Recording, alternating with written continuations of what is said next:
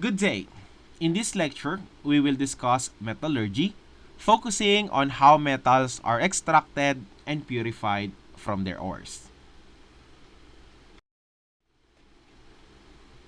By the end of this lecture, you should be able to explain the processes involved in metallurgy and understand the application of alloys. Metals occur in nature either as a free element or combined in other compounds. This depends on their reactivity. Late transition metals often occur as sulfides, while early transition metals are commonly found as oxides.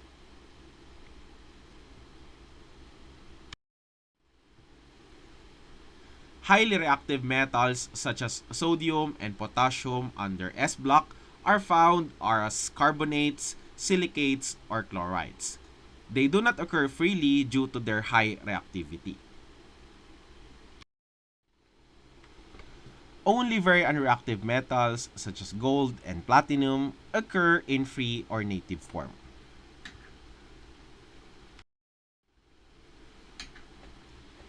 Metallurgy is the science of extracting metals from ores and producing alloys. It involves multiple chemical and physical processes.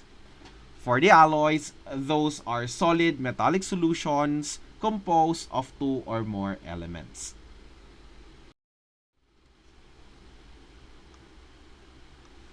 A mineral is a naturally occurring substance. An ore is a mineral deposit that can be economically processed. Gang refers to the unwanted impurities such as sand and clay.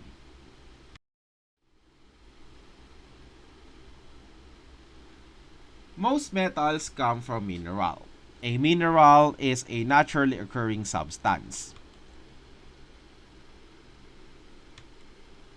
A mineral deposit concentrated enough to allow economical recovery of desired metal is known as ore.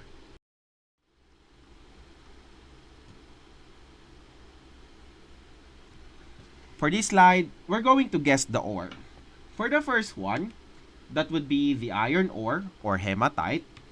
For the second one, that would be the copper ore or chalcopyrite. For the third one, that would be the manganese ore or pyrolusite. For the fourth one, aluminum ore or bauxite. For the next one, we have your zinc ore or sphalerite. And the last one is the gold ore. An ore is a complex mixture of a metal containing mineral and an economically worthless material called gangue, consisting of sand, clay, and other impurities.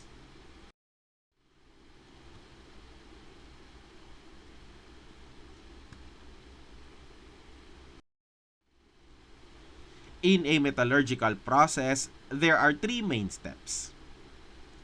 First is the concentration of the ore. Second is the reduction of that ore to metal. And lastly, we have refining or purification. Ores are concentrated by separating the mineral from the gangue. An example of a separation method is panning, which separates materials based on density. Heavier metal particles settle, while lighter particles are removed. We can also separate metals using magnets, and magnetic separation is used when ore is magnetic. For example, we have magnetite, which can be separated using magnets.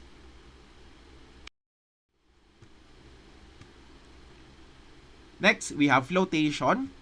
In this case, the ore is mixed with water, oil, and detergent. Air is bubbled through, and the hydrophobic particles attach to the bubbles and float, while the impurities sink. An example of this is a powdered ore called your chalcopyrite, which is mixed with water, oil, and detergent, and they are mixed vigorously and they are agitated in a tank by blowing air through the liquid.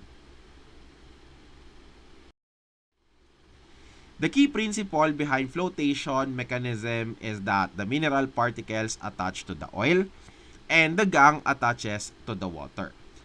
This difference allows for separation. Next, we have chemical treatment, which include processes like the Bayer process used to extract aluminum from bauxite. This is done by treating the ore with hot aqueous NaOH. The amphoteric aluminum oxide is being dissolved as aluminate ion, but the basic ferric oxide does not.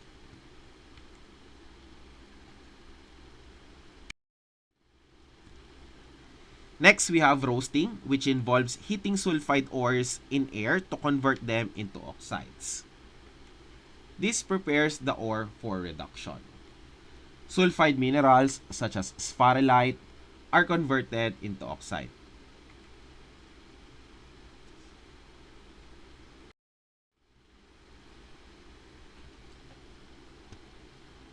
Next, we have reduction of the mineral to the free metal. Once an ore has been concentrated, it is reduced to a free metal. This is done either by chemical reduction or by electrolysis.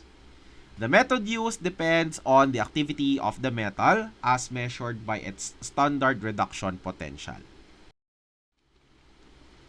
The most active metals have the most negative standard reduction potentials and are the most difficult to reduce. The least active metals have the most positive standard reduction potentials and are the easiest to reduce.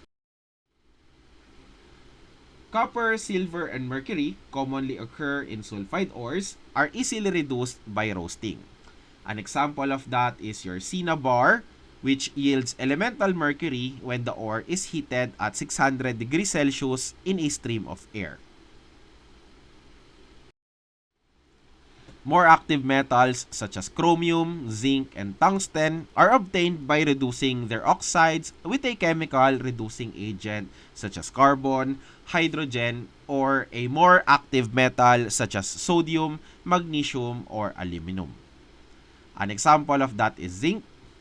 So you can reduce zinc oxide with coke, and a form of carbon produced by heating coal in the absence of air produces zinc gas.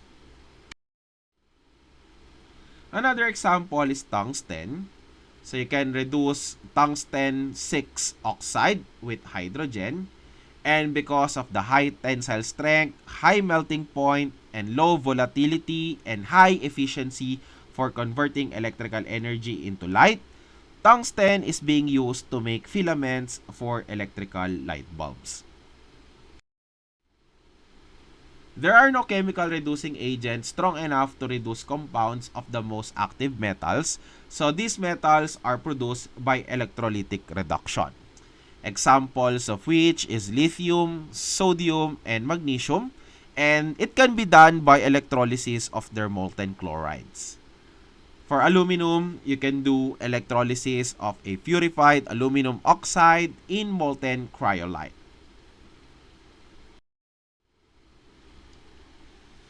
The last part is refining or purification of the metal. These include distillation, chemical purification, and electro-refining. For example, zinc here, it is volatile enough to be separated from cadmium, lead, and other impurities by distillation. The purity of zinc obtained from reduction of zinc oxide is increased from 99% to 99.9%. Another example is nickel. It is being used as a catalyst and as a battery material. Nickel can be purified by the Mond process, in which carbon monoxide is passed over impure nickel at about 150 degrees Celsius and 20 atmospheres of pressure. It forms the volatile compound nickel tetracarbonyl, which has a boiling point of 42 degrees Celsius, leaving metal impurities behind, and this nickel tetracarbonyl is then decomposed at a higher temperature of about 230 degrees Celsius on pellets of pure nickel.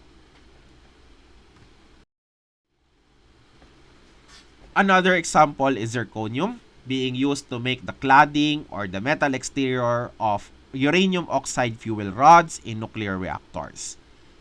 The crude metal is heated at about 200 degrees Celsius with a small amount of iodine in an evacuated container to form the volatile ZrI4.